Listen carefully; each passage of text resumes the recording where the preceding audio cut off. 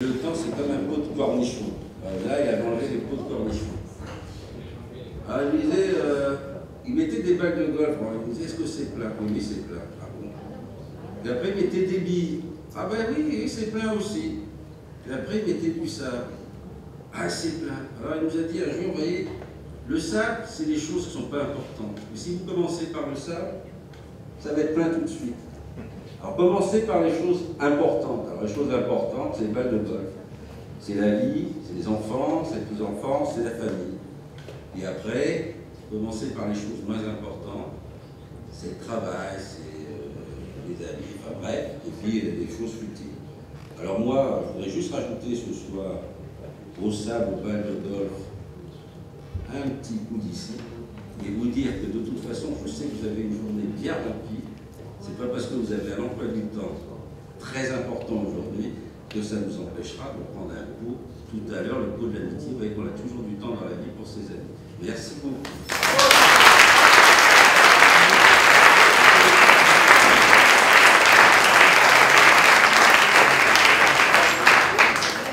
Et Françoise Loher qui va nous faire la gestion du stress. Je sais qu'il y a peu de gens stressés, mais enfin on ne sait jamais. Alors d'abord, je suis ravie d'être parmi vous. Et donc, je vois quelques redoublants, là, que j'ai eu le plaisir de revoir. Donc, je vais demander à ces redoublants de ne pas souffler à leurs voisins pour les petits jeux que je vais vous faire faire. Vous êtes prêts pour jouer? Hein? Voilà. J'ai l'impression que vous n'avez pas envie de vous embêter et j'ai pas envie de vous embêter. C'est clair? Voilà. Alors, je me présente rapidement. Je suis psychologue. J'ai été pendant 30 ans consultant en entreprise. Et pendant plus de 15 ans, j'ai travaillé à aider des entreprises à repérer les stresseurs, c'est-à-dire les causes de stress pour les salariés de tout niveau, que ce soit direction, CHSCT, j'ai travaillé avec des partenaires sociaux, j'ai travaillé avec des médecins et des salariés de tout niveau. Donc j'ai aidé à des repérages de facteurs de stress, à des choses qui nous stressent, et j'ai mis en place, je travaillais pour ça dans un cabinet que j'ai quitté il y a 2 ans, toute une méthode de gestion du stress qui est tout à fait applicable au quotidien pour chacun d'entre nous. Je précise que dans mon cabinet, je fais de la thérapie et que mes patients connaissent aussi tout ce que je vais vous apporter ce soir. Donc dans 3 quarts d'heure, vous ne saurez pas gérer votre stress parce que ça demande de la pratique. En revanche, vous aurez des outils. D'abord, pour lutter contre quelque chose, il faut le comprendre. Ensuite, je vous propose d'agir sur le stress, c'est-à-dire d'apprendre à l'apprivoiser. Le stress, c'est quelque chose qui nous touche tous. Ça, c'est une donnée extrêmement importante. Pourquoi on stresse? Tout d'abord parce qu'il y a des événements qu'on appelle des stresseurs, ou des personnes, des individus, ou des situations. Et puis, il y a un certain nombre de choses, et c'est peut-être là la chose la plus importante, qui sont soit inconnues de nous, c'est-à-dire pas très claires, du domaine de notre inconscient, ou du domaine de notre passé, qui peuvent à certains moments, dans certaines situations, nous rendre particulièrement vulnérables. J'y reviens. Lorsque nous sommes stressés, nous pouvons agir. Je voudrais que vous compreniez la notion de stress comme on comprend la notion de tension. Nous avons tous besoin de la tension artérielle pour vivre. En revanche, lorsque nous sommes en hypertension, nous sommes en souffrance. Donc je vais vous parler de la tension normale et je vais vous parler de la tension hypertension du stress qui donne de la souffrance. Et ce qui est très important, c'est qu'il ne faut pas attendre d'être en souffrance pour agir, parce que souvent, quand on est en souffrance, c'est trop tard. Donc, le stress nous provoque des conséquences sur 3 plans. Conséquences physiologiques, conséquences comportementales, c'est-à-dire ce que nous faisons, ce que nous disons, et conséquences psychologiques, c'est-à-dire nos émotions et nos pensées. Et lorsque notre dose de stress est trop forte, que nous ne parvenons pas à agir sur ce stress, ou que nous sommes dépassés, ou lorsqu'il y a des stresseurs que nous ne pouvons pas stopper, parce que ça arrive, il y a des événements de vie sur lesquels nous n'avons pas de contrôle et que nous ne pouvons pas stopper. Et donc dans ce cas-là, nous sommes en hyperstress avec toutes conséquences bien plus intenses, aussi bien sur le plan physiologique que sur le plan comportemental, que sur le plan psychologique. L'une des conséquences les plus graves, et dont on parle beaucoup en ce moment depuis quelques années, c'est le burn-out. Vous savez ce que c'est? Comment vous le définiriez? J'entends pas. Péter un plomb. Exactement. Péter tous les plombs, ok. Péter tous les plombs physiologiques, parce que notre corps casque. Souvent il parle et on l'entend pas. Il parle, on a une angine, on a une tension musculaire, on dort mal. Et on ne veut pas faire attention. Et pourquoi on ne veut pas faire attention?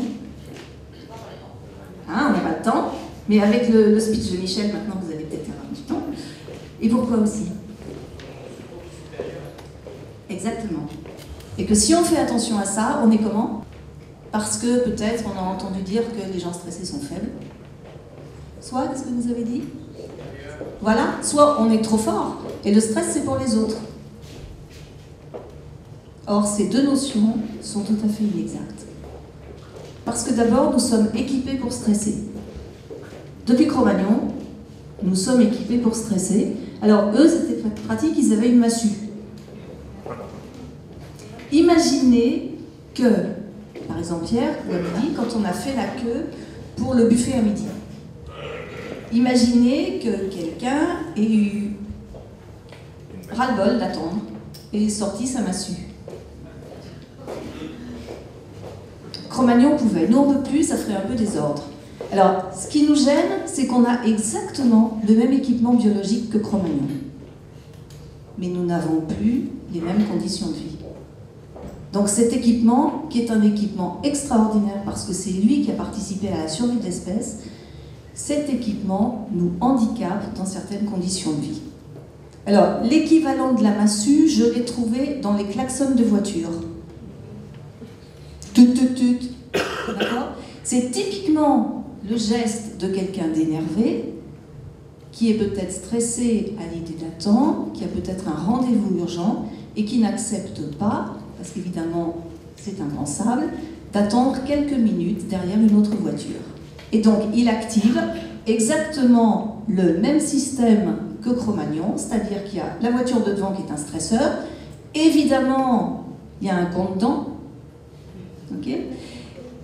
Vous avez repéré la voiture de devant, c'est-à-dire que votre œil a repéré. Votre cerveau reçoit ce message et immédiatement vous déclenchez, par le biais de l'hypothalamus, la moelle épinière et la glande surrénale, vous déclenchez de l'adrénaline. L'adrénaline, c'est une hormone, et c'est une hormone qui nous permet de passer à l'action. On en a besoin. D'ailleurs, quand elle pulse, on la sent.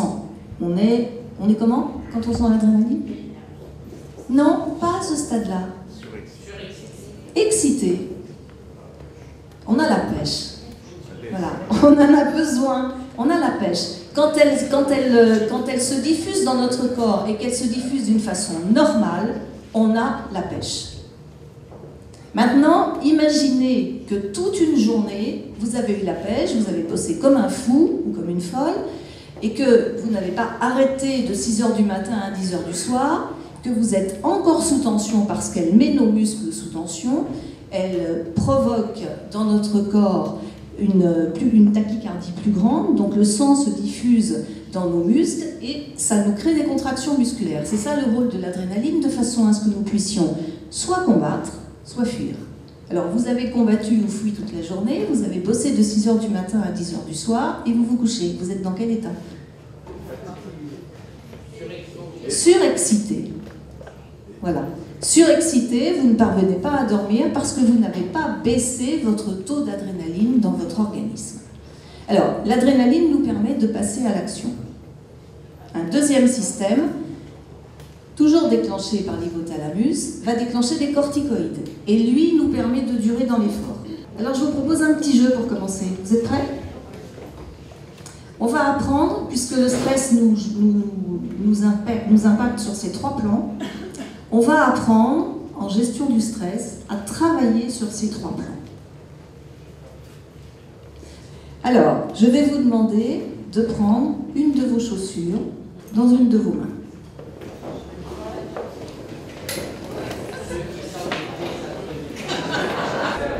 Vous êtes prêts? Très bien. Alors maintenant, vous avez la main là? Ok, super. Bien. Alors maintenant, silence. Silence. Et Et vous allez vous repencher sur ce que vous avez pensé quand je vous ai demandé de prendre votre chaussure. Vous ne dites rien, vous le fixez dans votre cerveau. Vous avez le droit de penser ce que vous voulez. Hein. Ça y est, c'est clair? Bien. Alors maintenant, vous allez approcher cette chaussure près possible de votre joue, comme vous le pouvez. Et je vous rappelle que vous avez le droit de penser ce que vous voulez. C'est pas hygiénique. Ouais, d'accord. C'est bon? Vous êtes prêts? C'est fixé dans les têtes? Très bien. Alors maintenant, vous allez mettre la chaussure le plus près possible de votre bouche. Vous allez bien la regarder. Vous allez bien la regarder. Et vous allez vous dire que je vais vous dire de lécher la semelle.